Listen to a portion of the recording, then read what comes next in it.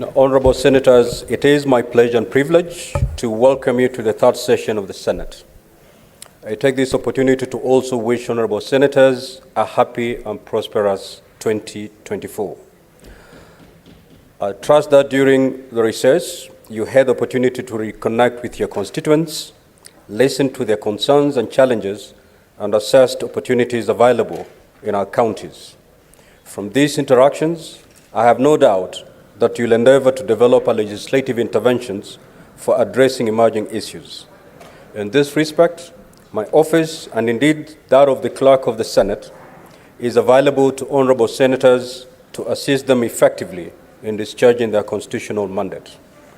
I also trust that during the recess, Honorable Senators took time off to rest, rejuvenate, and spend time with families and friends over the Christmas and New Year festivities.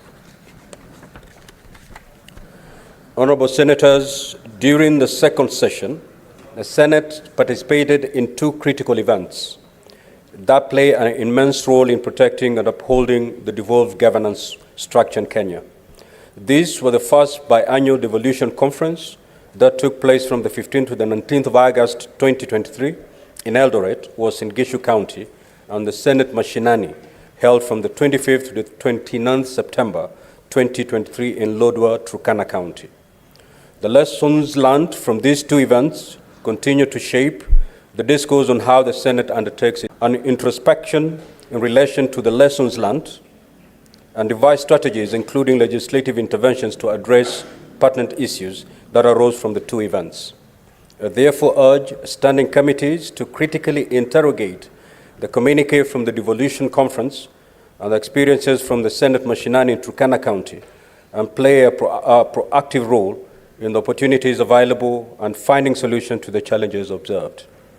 Honorable Senators, as we begin the third session, it is important to reflect on the business transacted in the second session. 11 bills were considered and enacted into law. Out of these, 5 were Senate bills and 6 were National Assembly bills. By the end of the second session, 22 petitions were concluded by the respective standing committees. 61 substantive motions on diverse matters were adopted, 254 statements pursuant to Standing Order 53-1 were concluded by the respective committees, while 52 questions were responded to by the relevant cabinet secretaries. From the foregoing, my attention is drawn to the length of time in which bills are considered in the Senate. There are currently 44 bills pending conclusion in the Senate, out of which 9 are National Assembly bills and 35 are Senate bills. On the other hand, there are 8 Senate bills pending conclusion in the National Assembly. These illustrate the work cut out for the Senate in this session. For this reason, therefore, we must change our strategy to ensure that legislative business is expedited in the third session. I call upon the Senate leadership to lead us in this respect.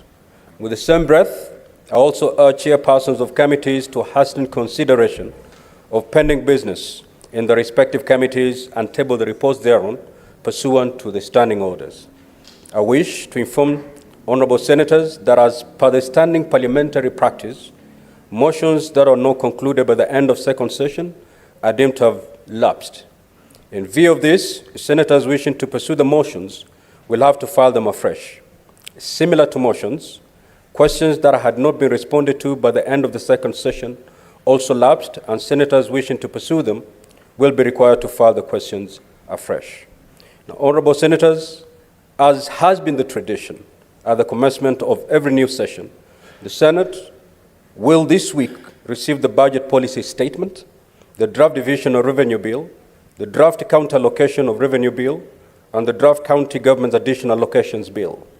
As we consider these financial instruments, our cardinal duty must be to safeguard the interests of counties and their governments as enshrined in Article 96 of the Constitution. Honorable Senators,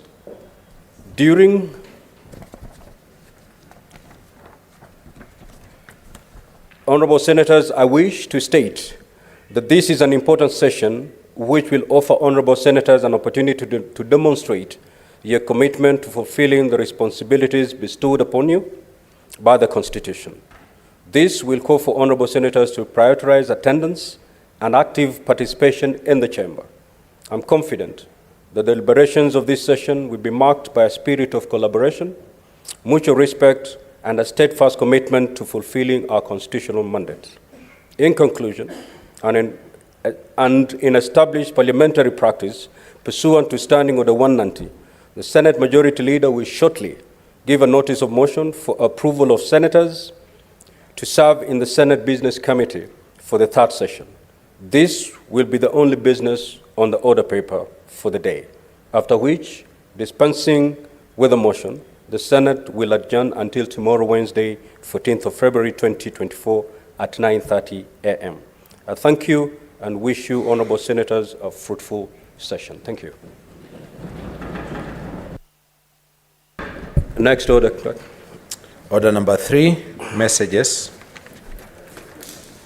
Order number 4, petitions. Order number 5, papers. Order number 6, notices of motion. Majority Leader.